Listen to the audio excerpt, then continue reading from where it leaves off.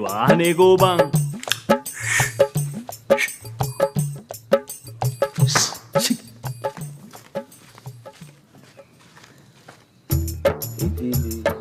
Boss ගියා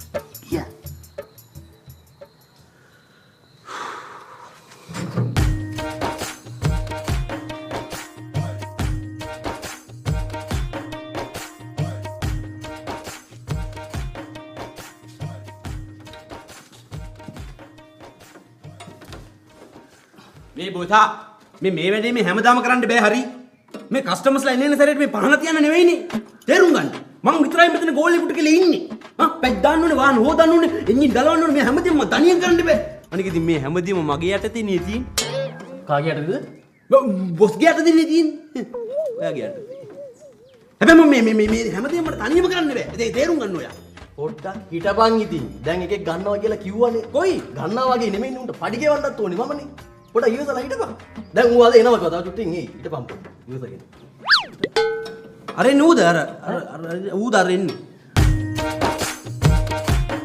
ඌ තමයි ඌ නම් හරියන්නේ මේ ඇදෙච්ච තැතියක් වගේ නෑ ඌ හොඳයි ඌ අරන් බෝ අයින් කළා දාන්න කවුද ආව නේද මුල්ලකුරු එක්ක නම ඒ විස්තර ටික ඔක්කොම මම කතා කරගෙන තියෙන්නේ හරිද ඒ ටික මම දැනගත්තාම ඇති මෙතන මල්ලි මතකයිනේ කීප ටික මතකයි බොස්.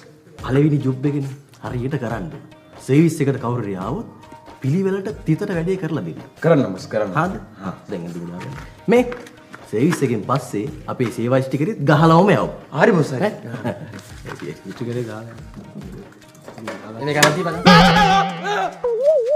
මොකද යකෝ මං කිව්වේ මේ හැපින්නක් කියලානේ ඔන්න ඔක තරගෙන ඵලයන් අරේට මල් එක්කලා ගෙලින් වුණා මෙයා